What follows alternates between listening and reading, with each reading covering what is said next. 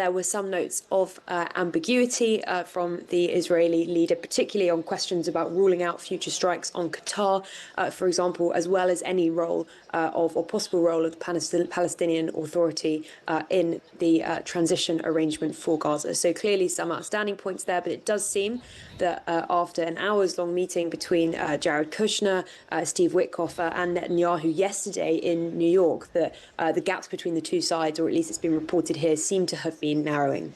I'm John Pienaar here at the Labour Party conference in Liverpool. There's a lot going on of importance away from here, and one of those events, really significant one, Donald Trump meeting the Israeli leader Benjamin Netanyahu at the White House in Washington. They have met, they've got together, they've shaken hands. Now they're inside those famous doors and walls, and on the table a possible, I stress, peace plan for Gaza. Lara Spirit is the Times Washington correspondent. Hi to you, Lara. Hi, John. Lara, so welcome. So Donald Trump has embraced, it seems, a plan for Palestine. Netanyahu's response, well, that is going to be the really interesting bit, isn't it? There are many interesting bits to come, but that's one of them today. Yes, definitely. We know from watching Netanyahu on Fox News yesterday that he said he wanted to make a go of this. He was sounding an optimistic note on the point of reaching an agreement, particularly around the terms that have been suggested by President Trump in this 21-point plan. However, there were some notes of ambiguity from the Israeli leader, particularly on questions about ruling out future strikes on Qatar, for example, as well as any role or possible role of the Palestinian Authority in the transition arrangement for Gaza. So clearly some outstanding points there, but it does seem that after an hours-long meeting between Jared Kushner, Steve Witkoff and Netanyahu yesterday in New York, that the gaps between the two sides, or at least it's been reported here, seem to have been narrowing. Yes, I mean, we have to take it, don't we, Lara, that Benjamin Netanyahu's lack of enthusiasm for such a plan, which is, as it were, on paper, leading to a two-state solution in the Middle East, that lack of enthusiasm we can take as a given, although it won't be very obviously on display at the White House meeting. So we're left with wondering, aren't we, how hard is Donald Trump going to press? Yes, I mean, let's see. So we heard from Caroline Levitt, the White House press secretary, earlier on today to reporters who said that we're very close to a deal, very close to an agreement, and praised President Trump's 21-point plan. So clearly the White House is now aligning themselves very closely with a push for peace. Previously, we have heard J.D. Vance, notably among them, Vice President, yesterday, saying that while he is optimistic, he said that, they're nearing the 1-yard line, so they are getting very close to an agreement. He did sound a note of caution and noted that these things can change very quickly and circumstances can change. So there is tentative optimism, but it does certainly seem that there's more of it in recent days. Yeah, I mean, look, given that Donald Trump can be a pretty, I know what's the right word, a volatile personality at the highest level of diplomacy, and given that Donald Trump has invested a great deal of effort and credibility in this plan, he will not want to see it simply melt away. And that's got to be profoundly in the mind of the Israeli leader.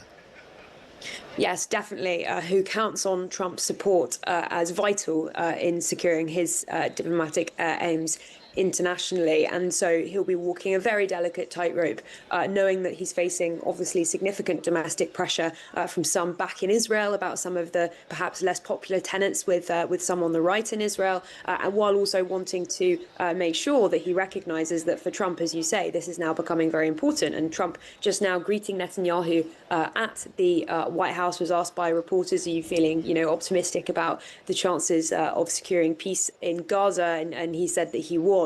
And that he was feeling optimistic. So clearly, at this point, Trump is very much pushing for this, and it will be seen as a very important thing in the White House that he's able to make progress on it. And Netanyahu, will not be a stranger to that fact. Now, Lara, what about Tony Blair? Now, he was at the White House really quite recently. The Tony Blair Institute has been instrumental in putting this plan together, and it's now being reported, isn't it, that Tony Blair is up for playing a role, maybe even heading up an interim authority for Gaza. Is much coming out of the White House on that? Can you take us any further?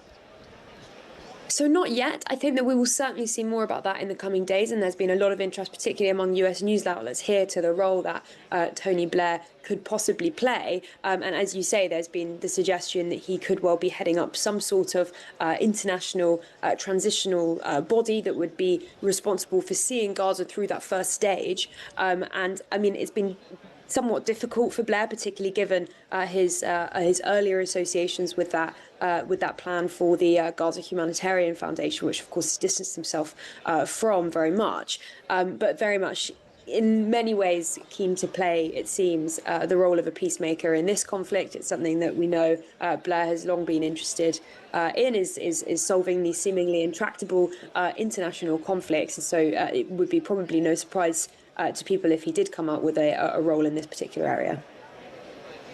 Right. So should we just talk a little about what this plan actually looks like? I won't ask you to go through 21 points one by one, but we are in a position where Donald Trump's original plan for a Gaza Riviera, turning Gaza into a sort of upmarket seafront resort, that seems to have gone. It's certainly in that form, although Donald Trump would retain some sort of role in reconstruction, and the Palestinians would not, it seems, be evicted en masse. But give us an outline of what we're talking about.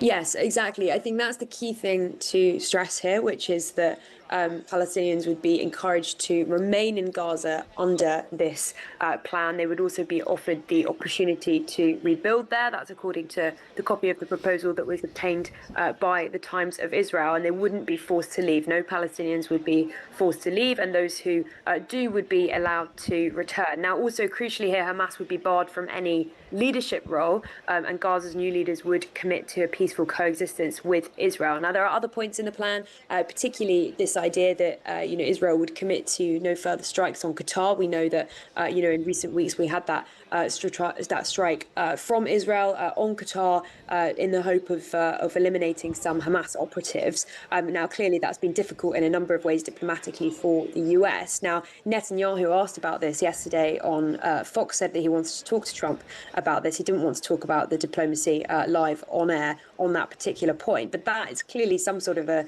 sticking point, or appeared to be, as indeed did the possibility of the Palestinian Authority playing a role in the transition of Gaza. Netanyahu clearly expressing reservations about that yesterday on Fox. So let's see on those points where we get to, as I say, 21 points, a very substantive plan in that respect, and whether or not Netanyahu is able to give it his full blessing, and then whether or not, of course, Hamas are able to give it their full blessing still remains to be seen. Yes. Indeed.